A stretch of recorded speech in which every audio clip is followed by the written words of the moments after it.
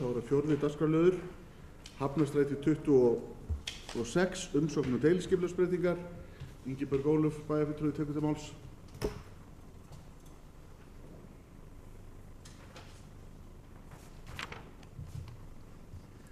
Forseti, ágætu bæjarfulltrúar. Hér er erindi dagsett 23. júní 2016, þar sem Haraldur S. Árnason fyrir hönd Laxagötu EHF sækir breytingu á deiluskipulagi fyrir lóð nr. 26 við Hafnarstræti. Skipulagsráð heimilaði umsækjanda þann 8. mars síðastliðinn að leggja fram tillögu að breytingu á deiluskipulagi. Tillagan er unnin af Ómar Ívarsinni hjá Landslagi EHF. Núverandi hús verður rifið og byggð 3 fjölbýlishús á lóðinni með 12 íbúðum hvert. Í gildandi deiluskipulagi innbæjar er gerð krafa 2 bílastæði á hverja íbúð og í miðbæ 1 bílastæði á hverja íbúð.